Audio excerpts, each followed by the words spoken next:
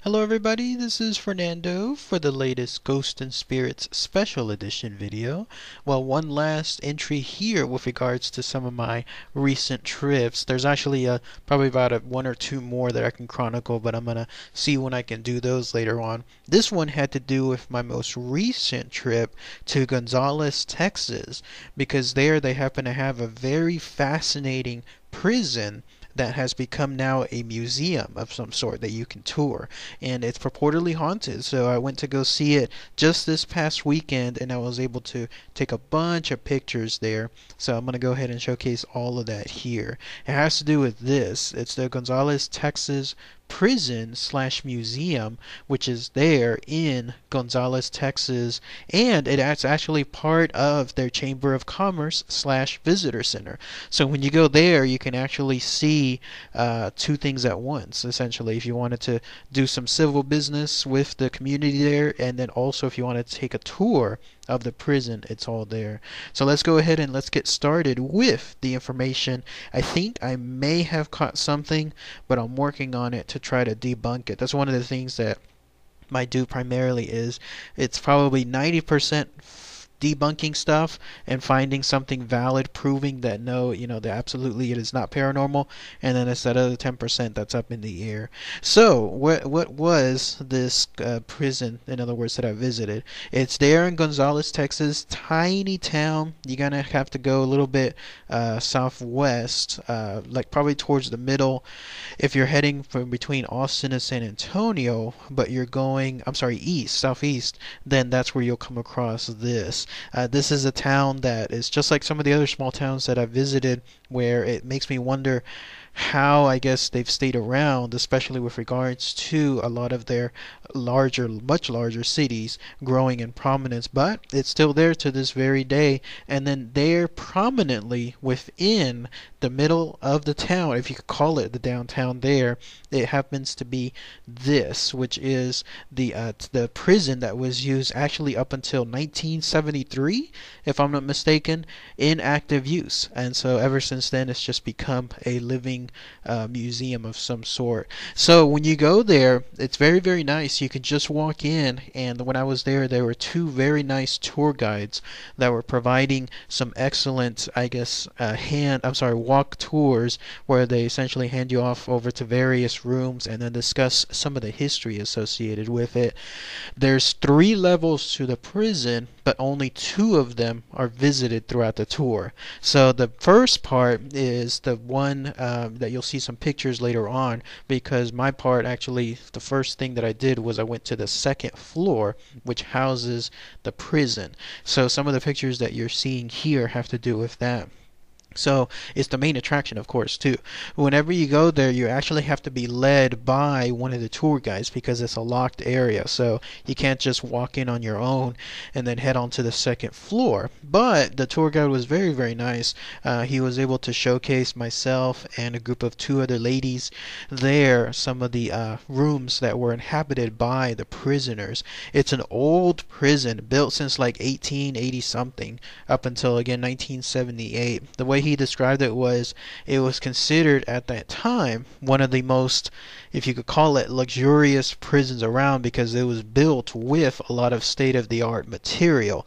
So it had some really solid metal, some steel. It had some good concrete foundations. It had some ample room. The conditions for it were perfect in terms of being a prison, because there in that area, the way he stated was there were obviously those windows, but there was no glass for the longest time. So a lot of consideration was given to make sure that, yes, these are prisoners and they're going to be housed there, but at the same time they were going to be in a condition that was a little bit better than squalor. And we were able to visit the main entry of the prison, and we were able to go to some of the cells where the inmates were held, including some of the more notorious ones, because there's various levels of inmates that were there. There were the light offenders, I guess those that were just there for maybe a couple of days at most, maybe drunkards, others that just got into a fight of some sort. And then there were the more serious ones, the career criminals. So the former portion, those they were just held right up front. I mean, you could walk in and you could see the cells for them right then and there. They had most of the privileges associated with them in terms of having, I guess, visibility, windows, that kind of stuff. Then the career criminals, those that had, I guess, far more dangerous stuff on their resume, they were housed in more isolated portions. There was one room in there that was actually locked. When you open it, you have to go through 3 more doors, and then within those doors, there's the cells right in the middle of the prison. I was able to go to one of those because that's where it housed the more notorious criminals, and there it was pretty interesting. I mean, you got to go in. It wasn't completely like you see in the movies where it's damp, 100% dark. There's no, it's like an isolated box of some sort. No, you can still peer out through bars. You can still see almost out towards a window across the room, but still, it was very, very isolated. It housed one of the most famous inmates in Texas. I'm trying to remember the gentleman's name, but he was one that was accused and chased for a while because he had killed no less than 2 sheriffs within Texas, and so there was the largest manhunt ever in the history of Texas to find him. He was held here at this prison. Eventually, though, he was let go because I think on one of those accusations he was found to have done so in self-defense when it came to killing the other sheriff. So, but in any case, that's where he was housed. So that was very, very, very interesting to go there. Then once that finished, you could see in some of the pictures there was a 3rd floor, which was the 2nd floor of that prison. The only thing was that we weren't able to go there. It looks like that was cordoned off now. I don't know exactly why, but at least it was held off limits. I was trying to see because there's a so-called lunatic room where it houses the most haunting apparitions, noises, whatever the case may be. I'm guessing it's on the 3rd floor, but unfortunately we were not able to go up to that area, so I was not able to see some of that information. Now, the second part of my tour was going back down, in this case to the 1st floor, and that's where it housed the people that maintained the prison. If you could believe it, it was actually maintained by family members. There was the, I guess the closest thing to the warden there that had the the power to oversee the entire prison. His wife, though, was the cook for the prison, and then some of his, I think, sons or daughters, they helped maintain the prison as well. There were some police officers or jail officers there too, but for the most part, it was handed down almost family to family from this by the powers of the state of Texas, and so they all lived down there on the 1st floor. That was, to me, pretty creepy, because what happens if there's, even if it's a small prison, what happens if there's a riot? I mean, they could take over the entire prison. This was at a time when there were no telephones, nothing with regards to communication. One of the tour guides there stated that they got their first, I guess, radio to broadcast messages late in the game, like sometime in the 1940s, somewhere around there. So imagine something like this, Gonzales, Texas back then, isolated as it is now. Imagine even more so back then, with Texas much, much smaller in terms of population, and something happening bad in the prison, then they're essentially on their own. But it seems like for the most part the prisoners were, I guess, kept to themselves. They made sure that they were in compliance with everything, because there wasn't really any stories of anything really bad happening at the prison, except for some executions. There were 3, if I'm not mistaken, executions done at that prison in its total lifetime, including one who, of course, maintained his innocence to the very, very end. But yes, those have to do with some of the hauntings tied to the prison. In fact, the gallows that was used is still there to this very day. Not the rope like that actually hung the prisoners.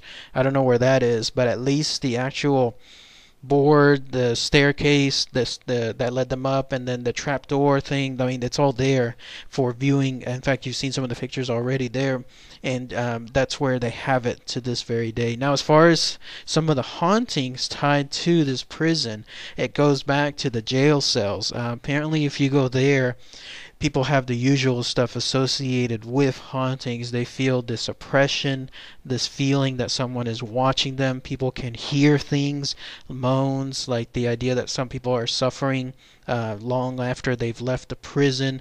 People also report seeing things. I did ask some of the tour guides if anybody has seen or heard anything, but nobody has mentioned anything there. I mean, he stated no, he hasn't experienced anything himself, not necessarily ruling that no one else has, but he himself has not.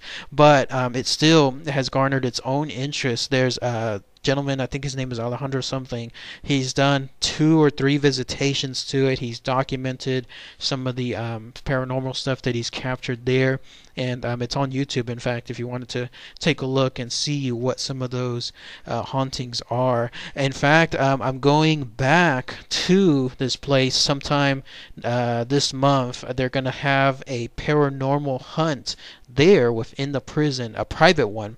It's going to be myself and I think maybe about 14 other people at most, and it's going to be a couple of hours at night in that prison by ourselves to try to see if we could capture anything. So that will be very interesting too. By the way, the only thing I think I captured something, I mentioned this earlier, that I'm still debating whether or not I could totally debunk this or not. Take a look at these pictures here.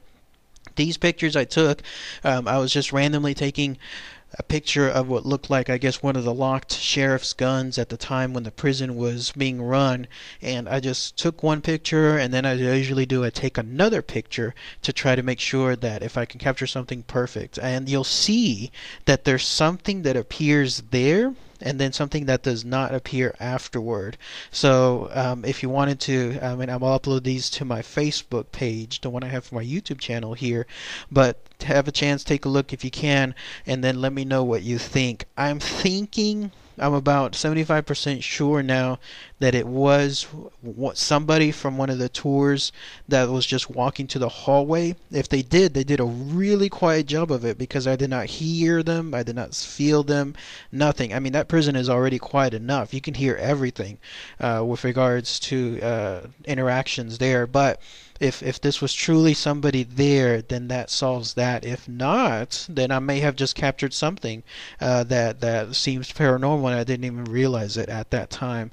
But let me know what you think. I'm going to post all these pictures, in fact, to my Facebook page, and I'll include the link below. So, but that's it. I'm going to do that one more visit to this place for that paranormal hunt later on this month, and then I'll see if I can do another video on this place too. So if anyone has visited this place before, let me know too. It seems like it's like a little gem hidden within Texas when it comes to the paranormal because of its high activity of paranormal findings. So very, very interesting stuff. All right, everybody. Thanks again as always. Take care.